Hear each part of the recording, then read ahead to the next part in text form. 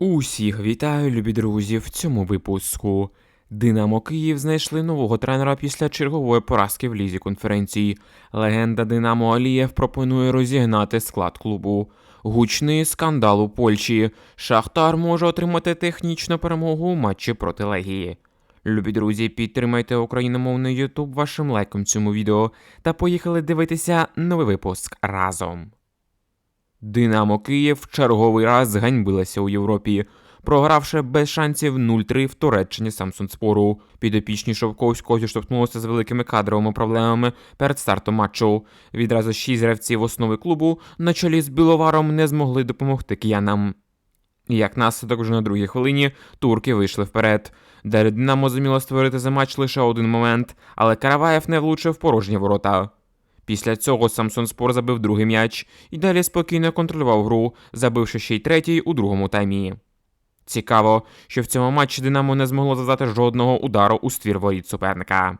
Кияни з ганьбою покидають Туреччину. Ось ще після поєдинку заявив тренер клубу Олександр Шовковський. Цитуємо нашого тренера. Як я вже казав, диявол ховається у дрібницях. На жаль, ці дрібниці останнім часом грають не на нашу користь. Ми припускаємося помилок як в організації оборони, так і в атаці, коли не реалізовуємо свої моменти. У деяких випадках індивідуальна майстерність була не найкращою. Але давайте будемо відвертими. Хто б що не говорив, а ситуація, яка склалася у нас в країні, не кладає свій відбиток на багато чого.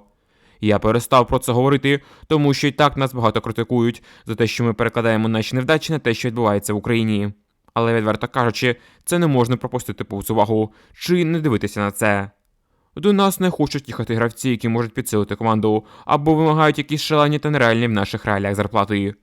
Дуже непросто бути конкурентоспроможними, розраховуючи лише на свою академію. Сьогодні ситуація дуже непроста не лише для нашого футболу, а для всієї країни загалом. Виходимо з того, що є, заявив коуч Динамо. Чомусь від тренера Динамо ми знову не почули, що він помилився у виборі тактики чи стратегії на гру. Знову винуваті гравці, нереалізація, судді, переїзди, війна.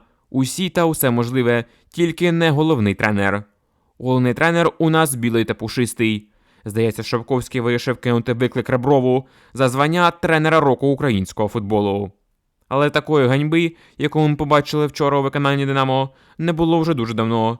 Навіть нічий в УПЛ, поразка від Крістал Пелес – це ніщо порівняно з тим, що середняк турецького чемпіонату спокійно розкатав нашого чемпіона. Виходить, що чемпіон картонний, такий самий, як і наш чемпіонат. Але, на жаль, ніяких висновків з цього зроблено не буде. Суркіс продовжує довіряти Сашо та не хоче його звільняти, адже команда йде без поразок в УПЛ, а те, що немає гри, це нікого не хвилює. Усе спише війна. Але чи зможе у нас писати совість – це питання. Друзі, якщо вам набридли відмазки Шовковського і ви вважаєте, що його треба звільнити з клубу, то поставте лайк цьому відео. А от легенда Динамо Олександр Алієв пропонує розігнати нинішній склад клубу. Цитуємо Алієва після матчу проти Самсунспору. У такий час, коли у нас йде війна, гинуть люди, інші заробляють гроші, граючи у футбол. Але цим футболом вони не тільки не радують уболівальників, а просто знищують віру в улюблену команду. На полі результат повинні здобувати футболісти. Я не знаю, що б президент зробив зі мною або з командою, якби ми так ганьбилися у свій час. Мабуть, розігнав би. А зараз, мабуть, це стало нормою. Коли дивишся на гру Динамо, тільки псуєш собі вечір. Це знущання над уболівальниками. І що найприкріше, що перспектив ніяких не видно. Напевно, краще не потрапляти в Єврокубки взагалі, щоб там не ганьбитися. Мені багато знайомих пишуть, запитують, чому цей клуб знищується, а мені нічого відповісти. Я відвіз нинішніх динамівців на передову і показав, як вони там живуть, як люди проявляють характер і борються, щоб в тилу жилося більш-менш нормально, розповів Алієв. Друзі, ставте лайк цьому відео, якщо погоджуєтесь з Алієвим. Поринь у світ футболу разом з Фавбет. Олег Саленко знайшов нового тренера для Динамо після провалу в Туреччині. Колишній футболіст київського Динамо легенда Олег Саленко залишився незадоволений грою білосиніх у матчі другого туру Ліги конференції проти Самсунспора. Цитуємо Саленка. Потрібно міняти головного тренера і тренерський штаб. Я думаю, що порядок команді навів би Юрій Калитвинцев. Окрім того, вже зараз необхідно будувати нову команду з молодих футболістів. Таке в історії київського клубу вже було. Зрозуміло, що в країні йде війна, що не просто зберегти юних талантів. Однак це треба робити. Треба старатися втримати Динамо футболістів з командою 19. З попереднього складу вже чимало хлопців втрачено. Вони йдуть в інші клуби, йдуть за кордон. Проте вважаю, що саме вони – це майбутнє київського Динамо, яке повинно виступати в лізі чемпіонів, а не в лізі конференцій. І для цього потрібен час і терпіння. Впевнено заявив Селенко. Друзі, а як ви вважаєте, чи зміг би Юрій Калитинцев, ще одне динамівське серце, виправити ситуацію в клубі? Чи у вас, можливо, є інші кандидати? Залітайте в коментарі та пишіть вашого тренера Динамо. Програв у другому турі Ліги конференції свій матч і Донецький Шахтар. Підопічні Ради Турана вийшли другим складом на матч проти польської Легії, яка перебуває у кризі. Турецький тренер Шахтаря вирішив пожертвувати основою на цей матч, щоб зберегти гравців на поєдинок чемпіонату проти грізної Кудрівки. А тому ні обох Педріньо, ні Еліаса, Вінісіуса Тобіаса, Очередько та інших не було в основі, а деяких навіть і в заявці. Як підсумок, Шахтар показав дуже бліду невиразну гру, Легія повністю контролювала хід поєдинку і справедливо забила першою. На початку другого тайму Шахтар трохи ожив, і навіть завдяки Мерерішу відновив паритет у зустрічі. Але потім, на останній хвилині, Назарина привіз штрафний у власний майданчик, який став роковим для українського клубу. У підсумку поразка 1-2. Чергова ганьба українського футболу. Ось ще після матчу заявив тренер Шахтаря Арда Туран, який виставив дубль на цей матч. Цитуємо Турана. «Я пишаюся рівнем гри в другому таймі, адже в атаці у нас були хлопці 18-19 років. Це була команда, що складалася з нашого майбутнього. Щодо поразки, то я беру на себе повну відповідальність. Але це також така поразка, яку ми зможемо компенсувати в майбутньому.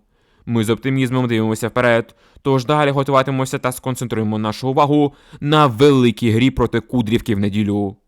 Це був матч, який ми можемо компенсувати, можемо відігратися згодом. Саме тому ми обрали такий склад. В іншому разі його конференція для нас важливіша за все, але ми змушені діяти так, адже маємо тривалі переїзди і постійно стискаємося з великою кількістю травм. Якщо подивитися загалом, то усі українські команди, які виступають в Європі, роблять те саме через певні труднощі на кордоні та довгі подорожі. Для професійного футболіста-спортсмена надзвичайно важко демонструвати результат у таких обставинах і після далеких переїздів, заявив Арда Туран. Гру Шахтаря у цьому матчі неможливо було дивитися. Таке відчуття, що тобі взяли і налили сечі до чаю, заставивши дивитися, як Шахтар пішки ходить по полю проти поляків. І це при тому, що багатьом футболістам Шахтаря у цьому матчі треба було доводити свою претензію на місце в основі. Але ми від них цього не побачили. Ну і окрема вишенка – це склад Турана на цей матч.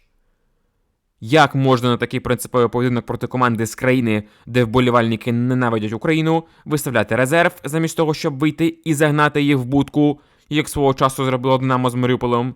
Незрозуміло. Шахтар просто взяв і сам віддав цей матч, фактично зливши його полякам. І за це хтось має нести відповідальність. Так грати не можна. Ви представляєте Україну в Єврокубках. Ми і так в повній, вибачте, дупі в Європі. А тут виходить тренер і розказує, що в пріоритеті матч проти Кудрівки. Після таких виступів наших грандів хочеться лише одного. Щоб УПЛ нарешті виграла інша команда. Кривбас, Полісся, ЛНЗ, будь-хто. Так, вони теж занебляться у Європі. Але від них хоч не буде таких великих очікувань, як від наших так званих двох грандів, для яких в пріоритеті битви УПЛ проти Кудрівок та Полтав. Відзначимо, що після двох турів Ліги конференції Шахтар йде 17-тим в таблиці, Динамо 34-тим, майже замикаючи турнірну таблицю. Але є і позитивна новина для Шахтаря. Гірники можуть отримати технічну перемогу за цей матч проти Легії. Справа в тому, що ультрас Легії приїхали на матч, але взяли з собою банер «Ми пам'ятаємо Волинь», який вже раніше використовували. Спочатку на арену з ним не впустили, але згодом ультрас таки зайшли на стадіон. Почали кричати нецензурщину в адресу України, УПА, Шахтаря і, звісно, згадавши Бандеру. Банер теж у підсумку пронесли та повісили. Через пару хвилин банер зник, проте у другому таймі знову повернувся. Цікаво, що деякі польські ЗМІ підтримали вболівальників і вирішили не засуджувати дії фанів Легії. Наприклад, велике польське видання «Весло» вирішило прокоментувати це наступним чином. «Українці бояться говорити про проблемні моменти історії», зазначило видання. На жаль, наші футболісти-піжони це все проковтнули та не показали на полі справжнє місце полякам. Нагадаємо, що згідно правил УЄФА заборонені усі політичні банери, а також вигуки, які ображають народи чи клуби. Таким чином, тепер через дії болівальників Легії клуб може отримати щонайменше штраф та закриття трибун, а в найгіршому випадку навіть технічну поразку за намагання зірвати поєдинок. Якщо ж, звісно, УЄФА зуміє проявити принципові свої позиції, у що дуже слабко віриться. А у нас на цьому все. Дякую вам, любі друзі, за ефір. Поставте, будь ласка, лайк цьому відео та підпишіться на канал. До нових зустрічей. Бережіть себе та Україну!